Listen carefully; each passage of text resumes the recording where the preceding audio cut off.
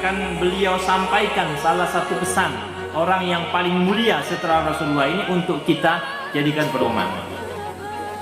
Radhiyallahu ta'ala anhu, semoga Allah meridhai beliau, fi qaulihi ta'ala, dalam firman Allah Subhanahu wa ta'ala, zaharal fasadu fil barri wal bahri.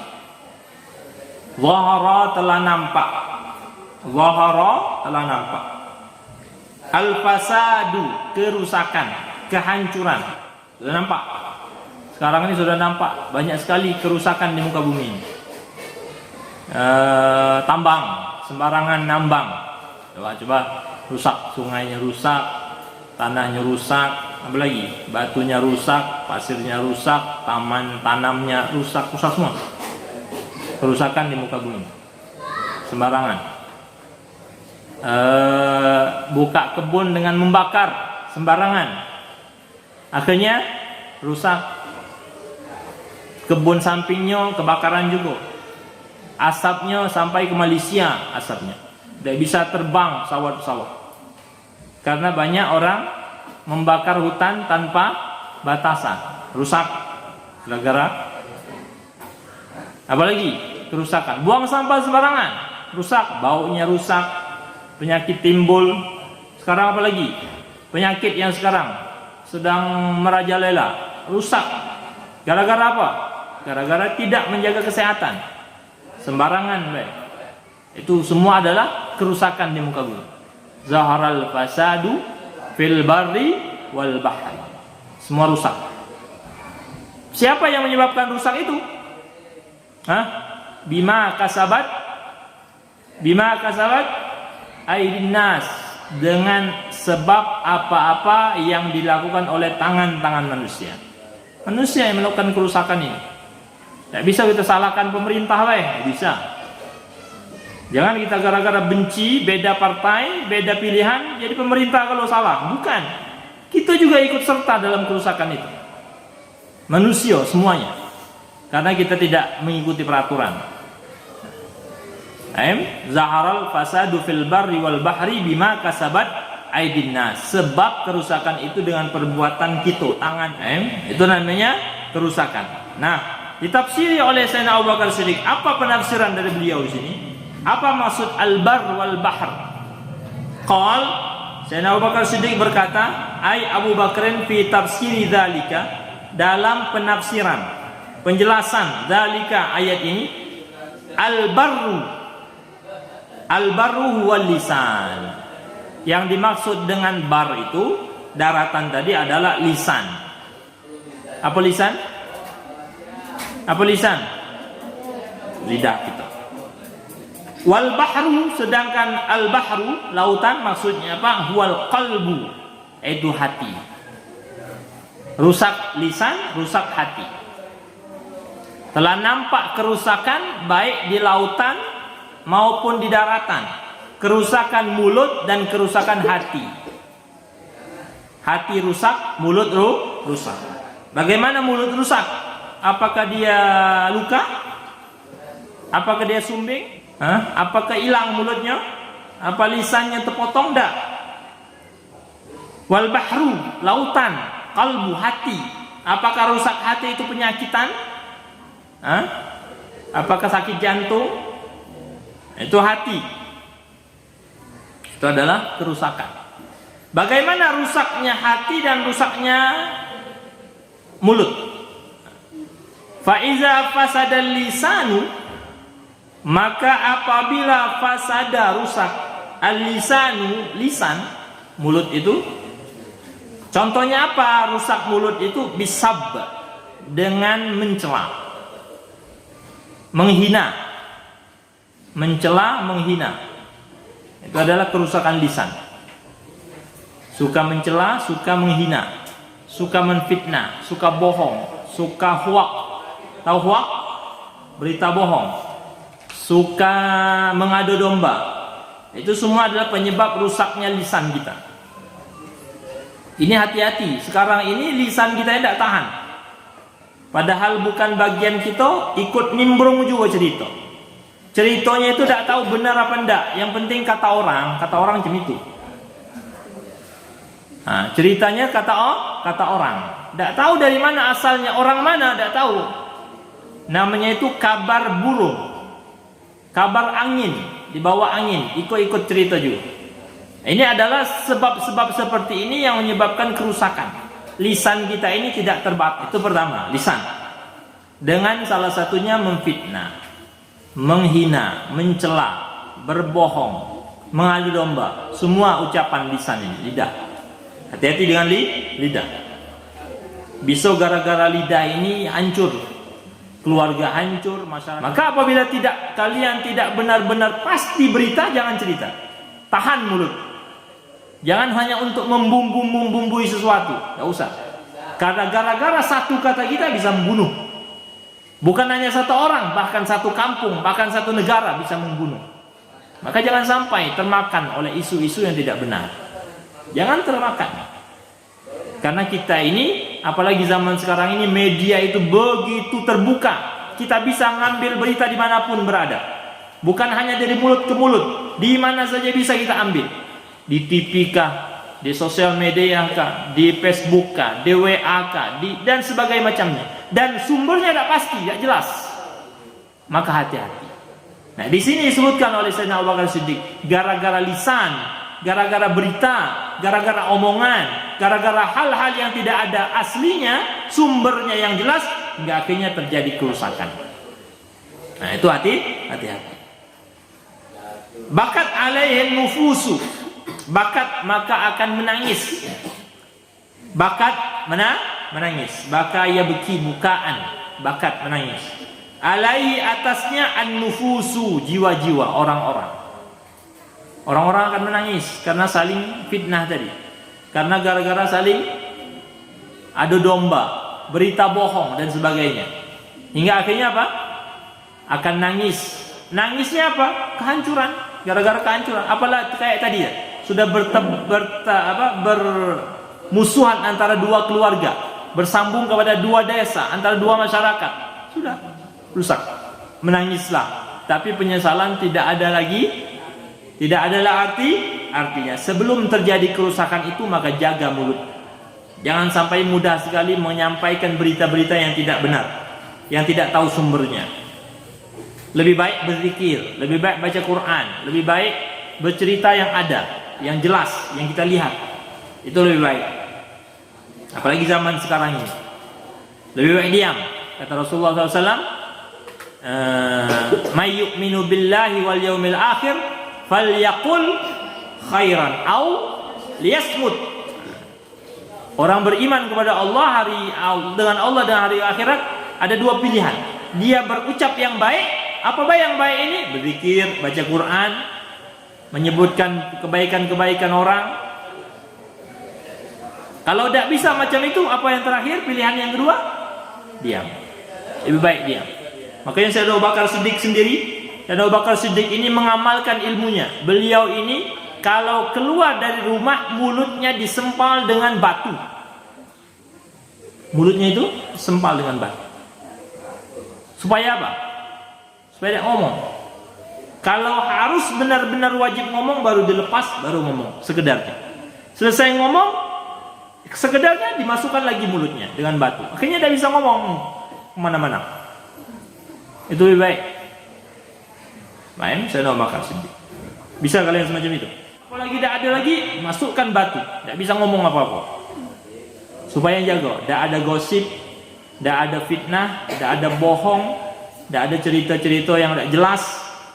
Tertutup mulut kita. Maka dia beriman kepada Allah, beriman kepada Rasulullah. Jelas? Sayyidina Abu Bakar Siddiq semacam itu. Kata ulama mengatakan apa? Al-lisanu jirmuhu. Jirmuhu saghir wa jurmuhu kabir. Al-lisanu jirmuhu saghir wa jurmuhu kabir. Lisan itu adalah bentuknya kecil, tapi dosanya besar. Bentuknya kecil ini lisan ini. Lisan itu jirmun. Jirmun itu bentuk. Bentuknya kecil. Wa jurmuhu, tapi dosanya jurmun. Dosanya besar. Bagaimana tidak? Tadi bohong dari mulut, fitnah dari mulut, apalagi gosip dari mulut, apalagi Domba, adu domba dari mulut. Apalagi sumpah palsu dari mulut. Makanan haram dari mulut. Semuanya. Berapa banyak sumber-sumber dosa itu dari mulut. Makanya dalam ucapan ulama yang lain apa? Salamatul insan fi hifdzil lisan. Selamatnya manusia itu dengan jaga lisannya. Cukup satu aja. Lisan itu terjaga. Lisannya itu diam. Kecuali hal yang penting yang sudah pasti bisa dijawab, baru dijawab. Tahu sumbernya. Itu adalah keselamatan manusia daripada banyak omong hal-hal yang tidak pasti. Ini diingatkan oleh Sayyidina Abu Bakar Siddiq. Satu, kerusakan itu adalah lisan. Wa idza fasadal qalbu, yang kedua apabila rusak hati. Apa contohnya hati rusak? Birriya, dengan riya, dengan dinampak-nampakkan. Senang pujian orang, mau dilihat orang, mau pujian orang, arya. Perhatikan arya ya. Ada arya ini namanya asyirkul khafi. Asyirkul khafi, syirik yang tersembunyi. Kalau ada orang yang mau beramal soleh, kemudian malu dilihat orang, itu namanya riya. Itu riya. Mau beramal soleh, tak jadi beramal karena malu dilihat orang, itu namanya riya. Kalau ada orang beramal, mau beramal, tapi dia ingin dilihat oleh orang. Beramal, tapi mau dipuji orang, mau dilihat semangat. Karena apa? Karena ada orang lihat. Itu namanya apa? Bukan riya, itu namanya syirik. Apa namanya? Syirik. Karena beramal ibadah bukan karena Allah, tetapi karena orang lain. Itu syirik. Syirik itu apa? Mensekutukan Allah. Tapi syirik yang kecil. Dia beribadah demi orang lain, bukan karena Allah. Itu namanya syirik. Kalau riya itu apa? Beramal soleh, tidak sampai melakukannya, tidak jadi melaksanakan amal soleh gara-gara malu dilihat orang. Itu namanya riya. Kalau syirik tadi mau melakukan ibadah tapi demi orang lain, dipuji orang lain, dilihat orang lain, itu namanya syirik kecil. Nah, yang mana ikhlas? Ikhlas itu adalah tidak dua-duanya. Tidak meninggalkan amal soleh karena malu, dan mengamal soleh tidak karena orang. Itu namanya ikhlas. Beramal sudah beribadah. Dilihat orang terserah, tidak dilihat orang terserah. Dipuji orang terserah, tidak dipuji orang terserah. Aku beribadah karena Allah. Sudah, itu namanya ikhlas. Tapi ikhlas ini susah. Ikhlas ini susah. Tapi kata ulama, jangan beramal nunggu ikhlas. Tidak bakal beramal. Tidak usah beramal nunggu ikhlas. Yang penting beramallah sebanyak-banyaknya, nanti ikhlas akan datang. Kalau sudah beramal sering-sering, tidak ada lagi ketakutan. Kalian sudah sholat di sini 5 waktu berjamaah, ada lagi tersimpan di hati kalian itu mau dilihat orang, mau tidak, kebiasaan sudah sholat jamaah, tidak ada lagi pikiran dilihat, dipuji dan sebagainya. Ini kebiasaan sudah. Ikhlas datang. Baca Quran, setiap saat baca Quran. Tidak lagi kepikiran mau dilihat orang, dipuji orang, tidak dilihat orang, tidak dipuji orang, terserah. Karena sudah biasa. Akhirnya ikhlas itu timbul sendiri. Ikhlas itu adalah susah sekali. Makanya Rasulullah katakan, kullun nasi halka illal alimun. Semua manusia itu akan binasa kecuali orang-orang yang alim, yang berilmu. Wal alimuna halka illal amilun. Semua orang alim itu akan binasa, akan hancur, kecuali orang-orang al-amilun, yang amalkan ilmunya. Wal amiluna halka. Semua orang yang mengamalkan ilmunya itu juga akan binasa, akan hancur, akan tergelincir. Illal mukhlisun, kecuali orang-orang yang ikhlas. Nah, itu. Pertama, orang berilmu. Semua manusia hancur kecuali dipilih orang berilmu. Orang berilmu juga akan hancur kecuali orang mengamalkan ilmunya. Orang mengamalkan ilmunya juga hancur kecuali orang yang ikhlas. Wal mukhlisuna fi khatarin azim. Sedangkan orang-orang yang ikhlas itu pun sedang dalam bahaya yang besar. Orang ikhlas sekalipun mereka sedang dalam bahaya. Karena bisa-bisa tergelincir. Apabila sudah tergelincir, pahalanya hilang. Tidak ada sama sekali jerih payah daripada amalnya itu. Nah ini, maka kita harus jaga hati kita daripada riya ini. Daripada beramal bukan karena Allah Subhanahu wa ta'ala. Amal itu bisa diterima dengan dua syarat. Amal bisa diterima dengan dua syarat. Yang pertama dengan ikhlas, yang kedua dengan sunnah.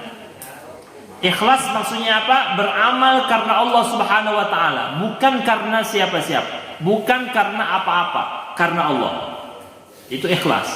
Yang kedua karena sunnah. Apa maksud sunnah? Sesuai dengan petunjuk Rasulullah SAW, dengan sunnah Rasulullah yang diajarkan, yang disampaikan, yang diterangkan, yang dijelaskan oleh para ulama-ulama. Itu namanya amal ibadah kita akan diterima oleh Allah. Kalau dua ini hilang, maka amal kita tidak diterima. Ikhlas tidak ada. Amal ibadah kita sekendak kita, tidak bisa beramal seperti itu. Harus ada sandaran ajaran Rasulullahnya. Itu baru amal diterima. Kalau tidak ada ikhlas, tidak ada sesuai dengan sunnah Rasulullah, amal kita ditolak. Ini salah satu hati itu rusak karena riya, karena mau dilihat orang. Salah satunya. Belum lagi yang lain. Ada penyakit sombong, ada penyakit apa lagi? Su'uzon. Apa su'uzon itu? Prasangka buruk, jahat itulah pikirannya. Itu namanya suuzon. Suuzon itu adalah penyakit yang bahaya. Maka lebih baik kita berbaik sangka. Apapun yang terjadi baik sangka. Terserahlah benar apa enggak, terserah. Pokoknya baik sangka. Nanti pahala kita dapat. Daripada kita buruk sangka, walaupun nanti benar-benar sangkaan kita buruk, tetap dianggap dosa. Maka baik sangka. Berbaik sangka kepada sesama teman, saudara, sama muslim, apalagi berbaik sangka kepada Allah. Itu paling utama. Berbaik sangka kepada Allah. Harus berbaik sangka. Tidak boleh kita berburuk sangka kepada Allah. Jangan sampai ana inda dhanni 'abdi bi, kata Allah. Sungguhnya aku ini sesuai dengan persangkaan hambaku itu. Kalau hamba aku itu menyangka aku baik, maka aku akan baik terus kepada dia. Tapi kalau sudah sangka jahat, sudah. Dia menganggap Allah jahat terus. Maka tidak boleh. Makanya berbaik sangka. Buruk sangka termasuk dosa, termasuk penyakit hati. Apalagi penyakit hati? Terlalu berharap-harap masa depan. Nanti. Nantilah siang dikitlah ngapalnya. Sore dikitlah ngapalnya. Setahun lagi lah aku bisa ngapal. Nanti tahu-tahu mati. Itu kalau nanti itu penyakit. Taswib namanya. Mengundur-mundur kebaikan tidak boleh.